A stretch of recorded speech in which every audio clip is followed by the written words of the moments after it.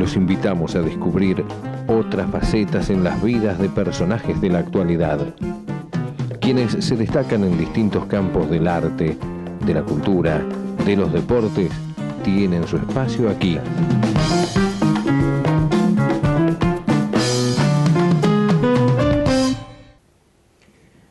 Andrés, muchas gracias por venir. No, al contrario, Carlos.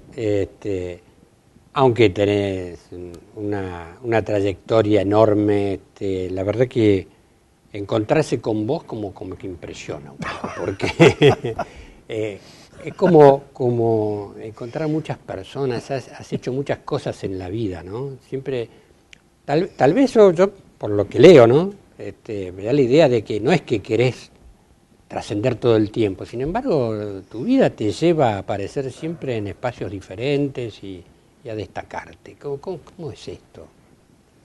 Bueno, muchas gracias, pero sí, es verdad lo que decís, ha sido una vida, sí, no sé cómo decirte, sin pretensiones, fue dándose, ¿no? Hasta el día de hoy, y cuando, no sé, tomo conciencia de eso, porque para eso tenés que parar y mirar y pensar y darte cuenta, y uno a veces no tiene el tiempo ni las ganas a lo mejor de hacer eso, pero es verdad, yo creo que la vida cuando uno se deja llevar, cuando te deja fluir, es muy bueno, ¿no? Al menos en tu caso, que te ha llevado por muchísimos caminos, ¿no? Yo creo que en el de todos, ¿no? En el de todos. Creo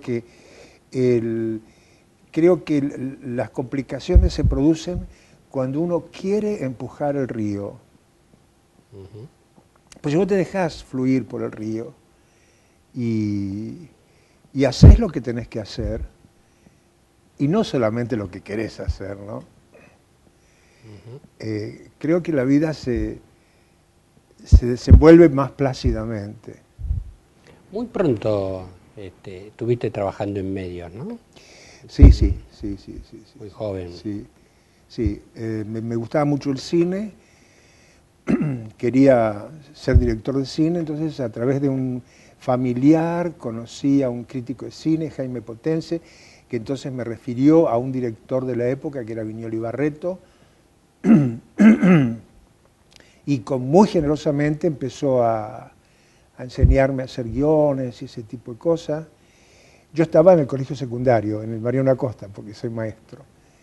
Y luego así fui conectándome, y me llamaron para ser asistente de dirección, fui asistente de dirección.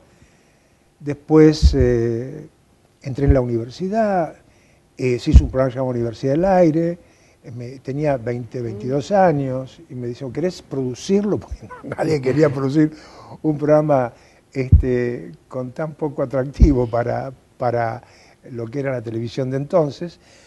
Yo lo hice con mucho gusto y con mucha tenacidad, mucha alegría. Y después de eso, un día tuve que aparecer en cámaras porque no sé quién faltaba, y me vio Montero, y me dijo, mirá, voy a hacer un programa de Telenoche, que los protagonistas son Tomás Eloy Martínez y Mónica a la sazón Mianovich. Necesitamos una rueda de auxilio.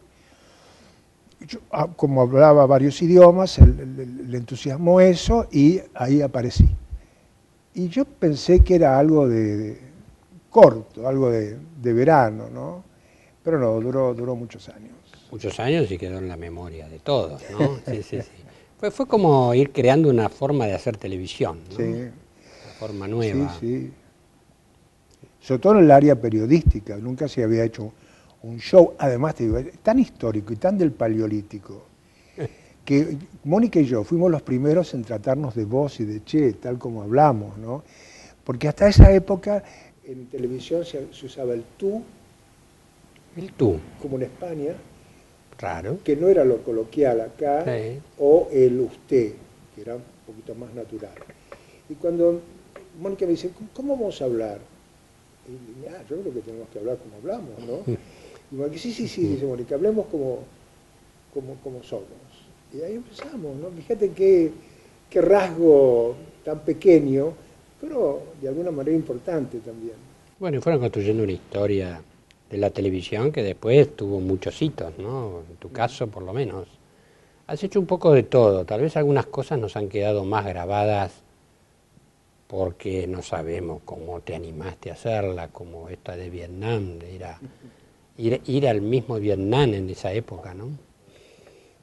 Bueno, yo creo que era un poco inconsciencia, un poco también ignorancia, un poco... Era una época donde en la Argentina todavía no conocíamos la violencia, ¿no? Era el año 68, recién 66, 68. Hoy en día, con las comunicaciones globales que existen, no hay nadie que pueda estar ajeno a los peligros reales que se producen en casos como Vietnam, ¿no? En aquella época, al contrario, yo me acuerdo que apenas me preguntaron, ¿querés ir? Porque querían, sí, me pidieron que fuera a Vietnam para recuperar el cadáver de Ignacio Ezcurra, periodista de La Razón, de La Nación. Es encantado de la vida. Yo era amigo de Ignacio porque habíamos compartido muchas notas. Y, así que conciencia de la gravedad de la situación. Bueno, en realidad no, en realidad no Ignacio lo habían matado, pero no verdad. Sabíamos que era un lugar peligroso, pero no tan peligroso. Y recuerdo que llamé a mamá y le dije, mamá, mira, te ofrecen ir a Vietnam. Yo encantado, ¿no? Y mi mamá me dice, en este momento, Sí. Digo, justamente. Realmente, ¿no? ¿Y qué recordás de esa época, de lo vivido ahí? Específicamente de Vietnam. Yo creo que fue una de las experiencias más traumáticas de mi vida y que metabolicé, te digo, muchísimos años después, ¿no? Es decir, hay algo curioso y es que cualquiera que es testigo de una guerra piensa que es la última. Si esto no puede seguir, hemos llegado a terminar un día. No, claro, esto no puede haber otra. Esto es tan horrible, tan espantoso, tan inhumano, tan cruel.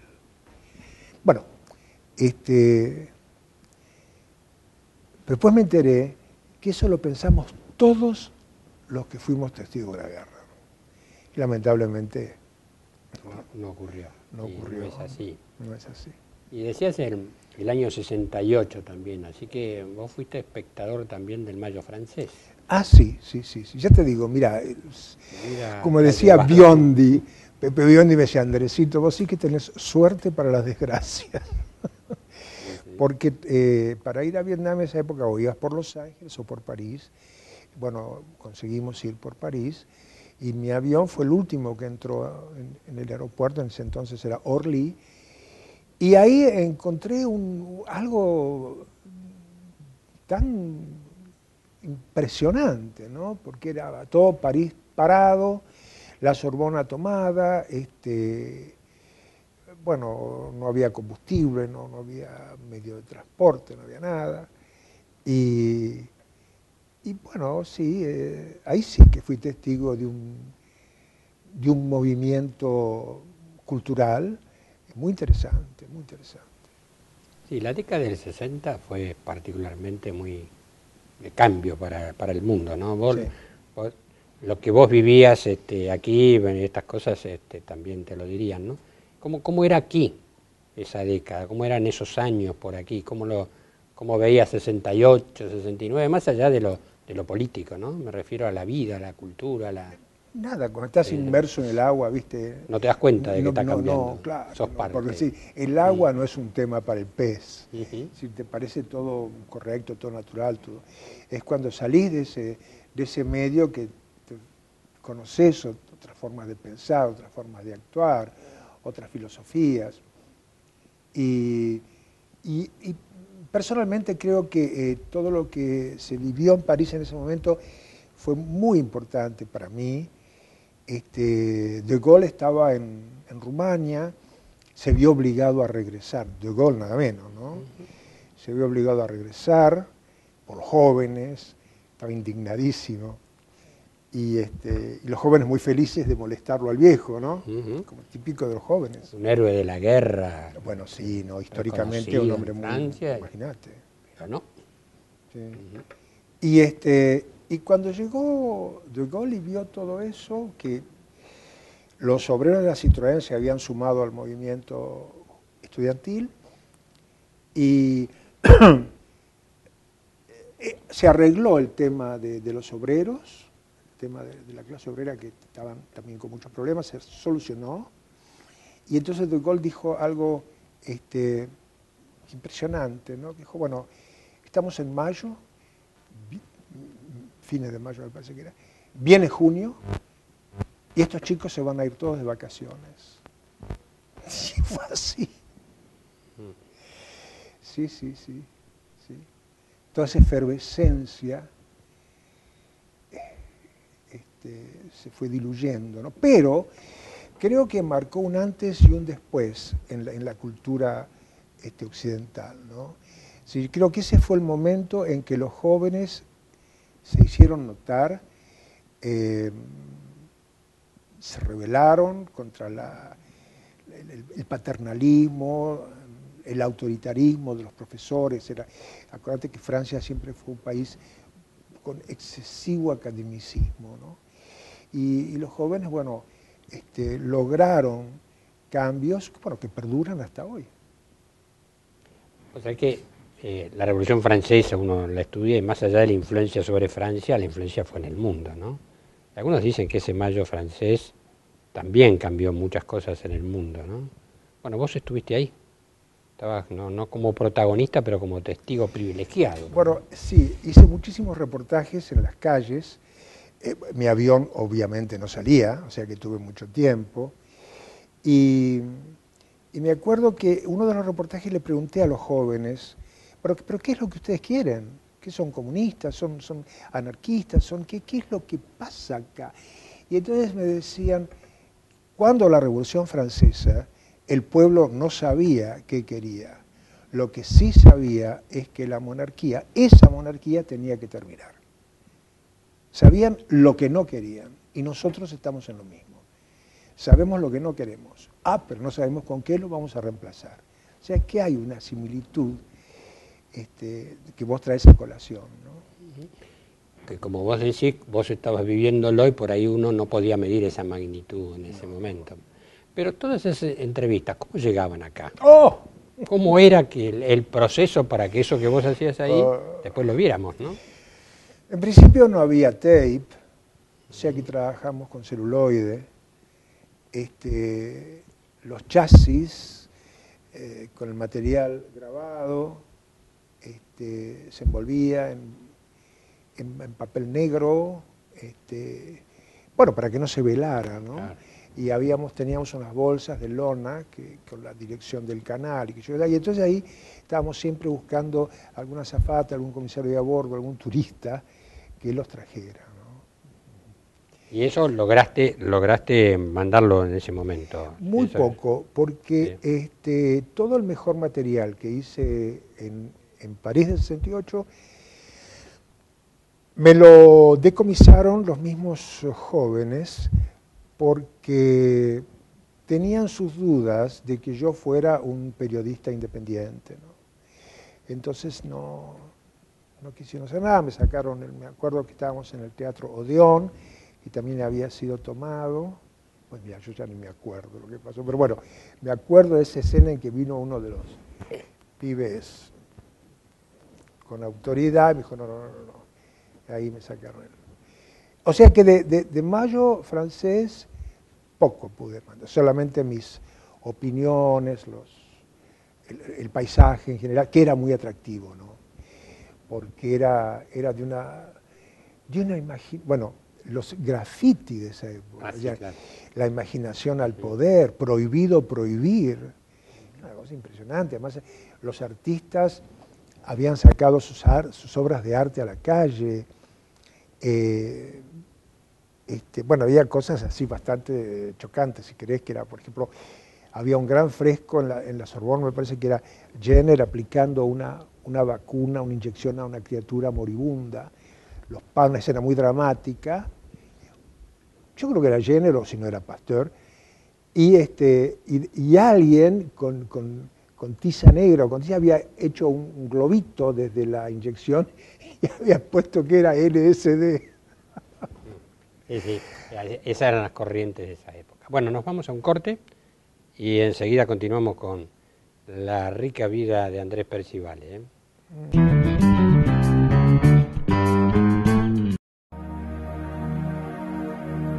Señal Santa María, el canal de la vida.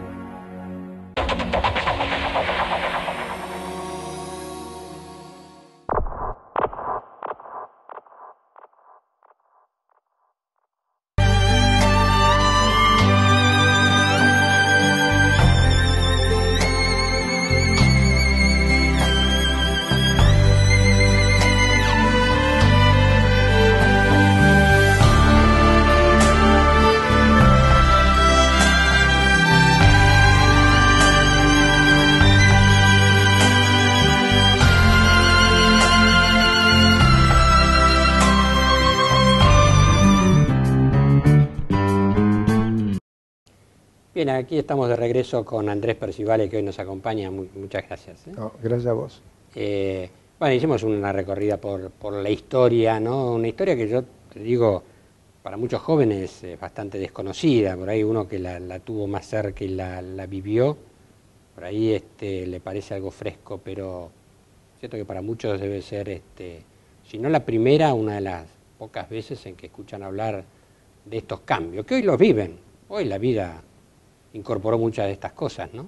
Es decir, lo que pasaba en aquellos tiempos hoy como que no nos sorprendería lo que antes sorprendía. ¿Cómo vivís este momento presente, así con esta sociedad tan distinta? Viste, bueno, a mí me gusta porque creo que una de las tareas más interesantes en la vida es rescatar lo positivo, no rescatar lo bueno. Y aún en el medio de los desastres que puedas imaginar, siempre hay algo para rescatar y para decir, bueno, qué suerte que ahora es así. Antes no era así, ¿no? Y entonces eso ayuda a seguir adelante, ¿no? Además, la vida no va a ir para atrás. Es decir, el avión no va a ir más lento, jamás. Va a ir cada vez más rápido. Y ahí es donde yo digo a mi gente que para que eso no nos pase por encima y nos destruya, hay que estar muy fuerte interiormente. ¿Qué te llevó al yoga? ¿Qué te llevó en algún momento de tu vida a hacer esta opción radical, además, ¿no? Sí. Bueno, en realidad yo estaba haciendo un programa en Canal 11 y conocí a Mataji Indra Devi, que era una maestra de yoga muy importante en todo el mundo, discípula directa de un gran maestro que se llamaba Krishnamacharya. Y ella me decía, mire, usted tiene que hacer yoga porque lo que me quería decir es que estaba muy estresado. Y yo siempre decía, mire, sí, claro que sí, pero nunca iba. Hasta que empecé. Yo ya me sentía mal, me sentía mal del estómago, digestivamente, me dolía dolores de cabeza, no dormía bien, sí, todos los síntomas que hoy diríamos del estrés, ¿no? Y cuando fui a ver al último médico, me dijo, mira, todo lo que vos tenés es producto de una artrosis cervical incurable. Probá con yoga y probá con acupuntura, y probé con Mataji Indra Devi, con el doctor Fernández, que son un peruano, hacía acupuntura. Y en 3 meses no tenía más nada. Fue tal mi sorpresa que yo lo que quise hacer, antes que nada, era investigar si era pura suerte, si era pura coincidencia o si había algo de verdad en todo esto que yo no creía, ¿no? Y ahí empecé a investigar y me fui a la India con Mataji, fui a Madras a estudiar con su maestro, Krishnamacharya, y así seguí, después por aquí, por allá, siempre, digamos, periodísticamente, como decirte, siempre esa curiosidad que yo no puedo evadir, no puedo evitar. Yo soy curioso y pregunto, además pregunto las cosas más raras del mundo, ¿no? Y si es necesario voy a la India a preguntar. Sí, claro. Y bueno, y así empecé a darme cuenta que toda mi cultura cristiana, bueno, también era de origen oriental, ¿no? Ujú. Y que a veces por prejuicios yo decía, no, esto no puede ser verdad, esto no puede tener ningún interés, y estaba equivocado. Es decir, ahora yo veo tan claramente como todo confluye, ¿no? Es algo interesantísimo, interesante. El otro día el Papa Francisco dijo una frase muy, muy porteña, mandó una carta que decía, por favor, recen por mí para que no me la crea. Mira qué forma Porteña y directa, ¿no? tan clara Sí, de sí. decir el ego. Él estaba mencionando al ego, pero no me la crea, y agregaba. Y entonces pueda escuchar a Dios y hacer lo que tengo que hacer, y no lo que quiera hacer. Bueno, eso en yoga se llama dharma, es decir, dharma quiere decir sostén. Y la idea es de que cuando todo el mundo hace lo que tiene que hacer, el universo está sostenido, ¿no? Y entonces esto lo usé mucho en mis clases porque me pareció, bueno, que tenía un gran atractivo por venir del Papa, por supuesto, pero aparte porque era muy claro, era muy didáctico, ¿no? Cómo el ego a veces te lleva a hacer cosas que no son las que tenés que hacer. Yo tengo una amiga que todo el tiempo quería adelgazar y ella sabe que tiene que hacer dieta, pero no quiere. Sí, sí. Difícil lograr el éxito así, ¿no? Sí, creo que sí. Bueno, nombras a Francisco. Francisco nos ha cambiado un poco nuestra manera de sentir de argentinos, ¿no te parece? Sí, ¿No? Nos ha subido un poco el ánimo de que se puede. sí, claro. Yo cuando oigo, lo oigo muchísimo en el canal italiano y me conmueve porque es tan claro, tan comunicativo, tan llano. Es por primera vez que yo oigo a un papa hablar de esta manera, tan comprensiblemente, ¿no? Eso es extraordinario. Sí, un amigo me decía, a veces uno se da cuenta, pero un par de zapatos fueron más que una encíclica, ¿no? De todo lo que expresó a través de un Por gesto, favor, ¿no? Sí, sí. todo. Irse en la combi hasta el Santa Marta y optar por el Santa Marta, todos sus pasos, todos son de una humildad y de una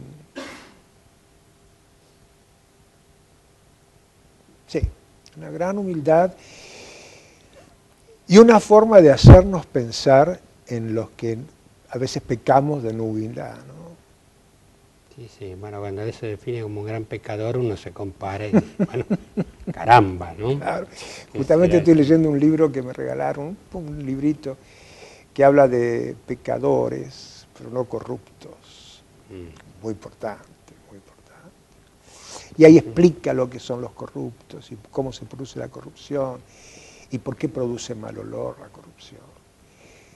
En fin, creo que tenemos la suerte de ver esas palabras y de reflexionar sobre nosotros mismos, sobre la vida. Y después está otra cosa, fíjate vos, que yoga quiere decir unión. Yugo, conyugal, viene de yoga, ¿no? El castellano es de origen indoeuropeo. Y entonces, cuando el Papa dice, yo tengo que llamar al Islam, tengo que llamar a los judíos, tenemos que juntarnos, tenemos que unirnos, tenemos que elaborar una estrategia juntos para conseguir la paz, para mejorar el mundo, para mejorar la calidad de vida de tanta gente. Eso es yoga puro. Mirá, no sé si le caería bien esto que estoy diciendo, pero es así. Sí, nos sorprende tanto que por ahí no le cae nada mal, ¿no? No, seguro que me daría a mí una lección de yoga, seguro. Sí. Bueno, y hoy te dedicas un poco a esto, ¿no es cierto? Un poco enteramente. Enteramente a esto. Sí. Estamos llegando al final de este programa, pero prometemos que vamos a continuar en el próximo y vamos a continuar con Andrés, pero bueno, contame un poquito en un minuto, Sí. ¿qué es lo que estás haciendo? Bueno, he escrito 4 libros sobre yoga. Yo, en fin, inventé un sistema de yoga, sinteticé, que se llama yoga contemporáneo de las 4 estaciones, porque yo abrevé de la sabiduría china por la acupuntura y de la India por el yoga, ¿no? En la India no existen estaciones, como en el trópico, no hay estaciones. En cambio, en la China sí. Y las 4 estaciones son muy determinantes y te indican qué órganos tenés que proteger en cada estación. Por ejemplo, ahora vamos a entrar en invierno. El invierno tenés que proteger específicamente los riñones, color negro, las aguas del cuerpo, y además la residencia de los miedos. Ahora, lo atractivo de esto es que miles de años después se descubre que el miedo que provoca estrés, el estrés se dispara desde las glándulas suprarrenales que están en los riñones. ¿Te das cuenta? Miedo, estrés, riñones. Esta gente que no tenía ningún artefacto, ni ningún mecanismo, ni ninguna tecnología, ¿cómo supo esto, no? Pues hay cosas que asombran muchísimo. Bueno, espero que haya dejado en todos nuestros televidentes una inquietud este tema, porque, bueno, hoy nos despedimos, pero nos encontramos con ustedes en el próximo programa conversando de estos temas con Andrés Percival. Muchas gracias.